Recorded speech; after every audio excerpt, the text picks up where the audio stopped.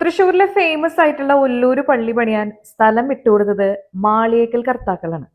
പണ്ട് കടവൊക്കെ കടന്ന് പഴുവില് വേണമായിരുന്നു ഒല്ലൂക്കാര് കുർബാനയ്ക്ക് പോവാൻ. ഒല്ലൂര് പള്ളി വേണമെന്ന് ആഗ്രഹം വന്നപ്പോ അവര് മാളിയേക്കൽ കർത്താക്കളെ പോയി കണ്ടു. അങ്ങനെ ഒല്ലൂര് പള്ളി വന്നപ്പോ ഇവിടെ ക്രിസ്ത്യാനികളെ കൊണ്ട് നിറഞ്ഞു. പിന്നീട് മാളിയേക്കൽ കർത്താക്കള് ഒല്ലൂരുണ്ടായിരുന്ന അവരുടെ 2 തറവാട്ടമ്പലങ്ങള് ചങ്ങാടം വഴി കുറുക്കഞ്ചേരിക്കാൻ മാറ്റി. ഈ പറഞ്ഞു വന്നത് 300 കൊല്ലം മുന്നുണ്ട ഒല്ലൂരിന്റെ കഥയാണ് കേട്ടോ. ഇനി പണ്ട് ഒല്ലൂര് തുള്ളലുണ്ടായിരുന്ന കഥയൊക്കെ പഴയ തലമുറയോട് ചോദിച്ചാ പറഞ്ഞു തരും. അന്ന് മാലാഖയുടെ പെരുന്നാളിന്റെ ദിവസമൊക്കെ ഓറഞ്ച് തുള്ളി ആളുകള് സൈഡിലുള്ള ആൾക്കാരുമുള്ള മെഴുതിരികളൊക്കെ ഊതിക്കെടുത്തു.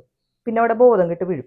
മാലാഖേ മാലാഖേ ചെകുത്താനീന്ന് രക്ഷിക്കണേ എന്നൊക്കെ അവർ ഓളിട്ട് പ്രാർത്ഥിക്കും. ദ്രാവിഡീയായ ആചാരങ്ങളായിരിക്കാം ഈ തുള്ളലിന് പിന്നിൽ ഉണ്ടാവുക. പക്ഷെ ഒരു അന്ധവിശ്വാസം എന്നുള്ള നിലയില് 1970-കളില് അന്നത്തെ ബിഷപ്പായിരുന്ന കുണ്ടുകുളം ഇത് പള്ളിയിൽ നിരോധിച്ചു. ബൈബിളിലെ പഴയ നിയമത്തിലെ തോപത്തിന്റെ പുസ്തകത്തിലെ റപ്പായ് മാലാഖയുടെ കഥയുണ്ട്.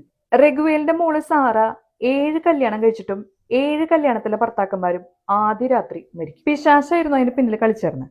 അപ്പോഴാണ് ദൈവം റപ്പായ് മാലാഖിനെ തോബിയാസ് എന്ന ആളുടെ കൂടെ വിടണം. തന്റെ കൂടെയുള്ള ഗഡി റപ്പായ് മാലാഖ എന്ന് തോബിയാസിനെ അറിയില്ലായിരുന്നു. യാത്രയുടെ ഇടയ്ക്ക് തോബിയാസിനോട് റപ്പായ് മാലാഖ പറയും, ഡാ നീ ഒരു മീനെ പിടിച്ചിട്ടേ അതിന്റെ ചങ്കും കരളും കയ്പയും എടുത്തു വെക്കണട്ടാ. അങ്ങനെ തോബിയാസ് സാറേനെ കല്യാണം കഴിക്കും. ആദ്യ രാത്രി മീന്റെ ചങ്കും കരളും എടുത്ത് പോകാൻ തോബിയാസിനോട് റപ്പായ് മാലാഖ പറയും. പിശാച ഓടി കൊടുത്ത പുല്ല് മുളച്ചില്ല. എല്ലാം കഴിഞ്ഞപ്പോഴാണ് പറയുന്നത്, ഡാ തോബിയാസ് ഞാൻ റപ്പായ് മാലാഖ എன்ற ദൈവത്തിന്റെ മുഖ്യ ദൂതന്മാരിലൊരാള്. കഥയൊക്കെ നല്ലതാണല്ലേ. പക്ഷെ റിയൽ ലൈഫില് 1837-ലാണ് ഒല്ലൂരില് ഈ മാലാഖയുടെ പെരുന്നാൾ ആഘോഷിക്കാൻ തുടങ്ങിയത്. ജാതി മതം പറഞ്ഞ ആളുകൾ പെരുന്നാൾ ആഘോഷിക്കാൻ തുടങ്ങിയപ്പോ ദ്രാവിഡീയമായ ആചാരങ്ങളും ഇതിലേക്ക് വന്നതാണ്. അതിനാരും തെറ്റു പറയാൻ പറ്റില്ല. ഒല്ലൂർ ഇന്നും മാലാഖയുടെ പേരിൽ അറിയപ്പെടുന്ന മിസ്റ്റിക്കൽ ലാൻഡ് തന്നെയാണ്.